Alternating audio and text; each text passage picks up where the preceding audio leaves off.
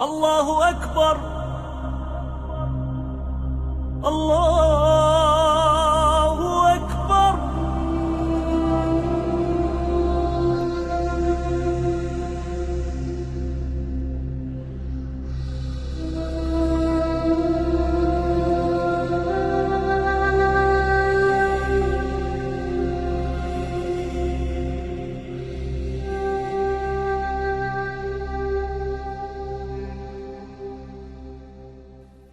أعوذ بالله من الشيطان الرجيم. بسم الله الرحمن الرحيم. Hello my dear brothers and sisters. We want to talk about rules regarding recitation, which were the fourth necessary element of daily prayers. The first rule is, we talked about where should a person recite Surah Al-Fatiha and the following surah in a loud voice, where it should be recited in a whispering manner. We talked about this. So the rule here want to say, if someone intentionally recite the surah loudly where it should have been recited in a whispering manner, or vice versa, if he did this intentionally, his prayer is void. His prayer is void. He has to do his prayer all over again. But if he forgot that he's praying Dhuhr, he thought he's praying his Maghrib prayer, and he did the surahs loudly, if he forgot that, it is okay, it is forgotten. Or also, if he didn't know the rule of which prayer and which rak'ahs being loud and which is whispering.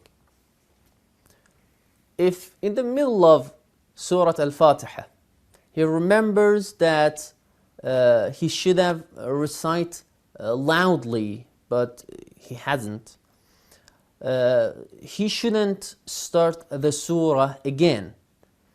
He just has to continue the rest of surah correctly. If he has to whisper, he whisper. Every man and every woman, it is necessary for everyone to learn how to recite and how to do his or her prayer. It is necessary. It is wajib among every Muslim, every mature and sane Muslim that has to pray must learn how to.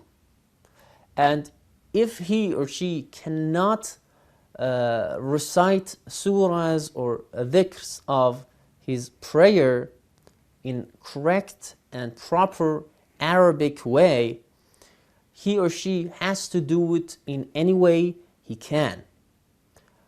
But it is recommended for him or her to attend his prayer jama'ah. Don't pray your own prayer, because you cannot say and recite surahs properly. It's better for you to go and pray with a group and do jama'ah.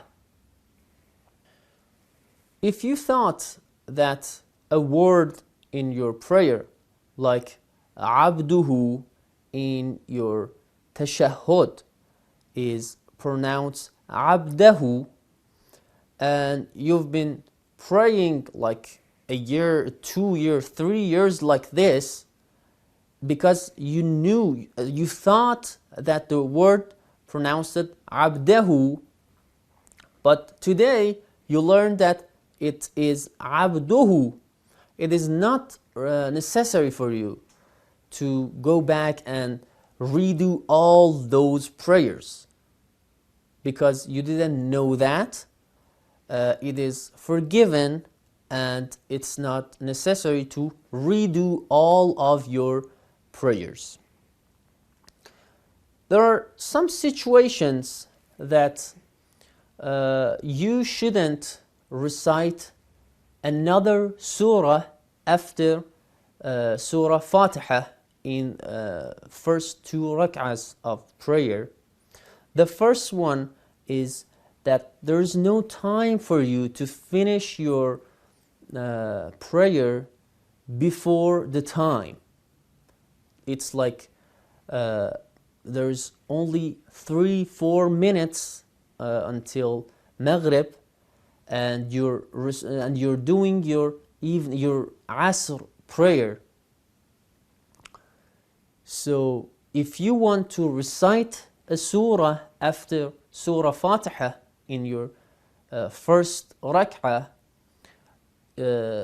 last rak'ah of your salat would miss the time. In this case, it is not necessary, and you shouldn't recite the surah of Ikhlas, for example, or Surah Asr, for example, after your Surah Fatiha in the first or second rak'ah of your prayer.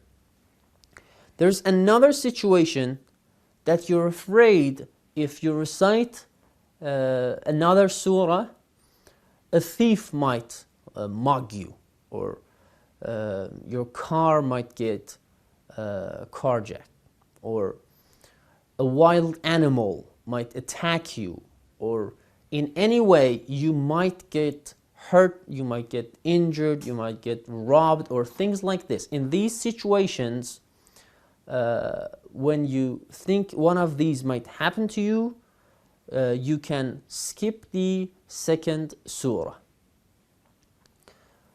And also it applies about tasbihat al-arba'a, subhanallah walhamdulillah wa la ilaha illallah wallahu akbar.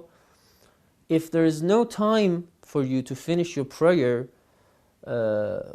we said you have to recite these 4 dhikrs 3 times instead of reciting Surah Al-Fatiha in your third rak'ah.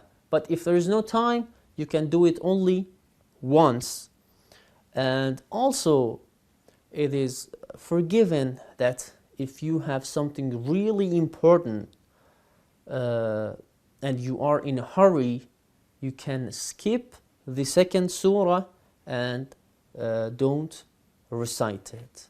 Wassalamu alaikum wa rahmatullahi wa barakatuh.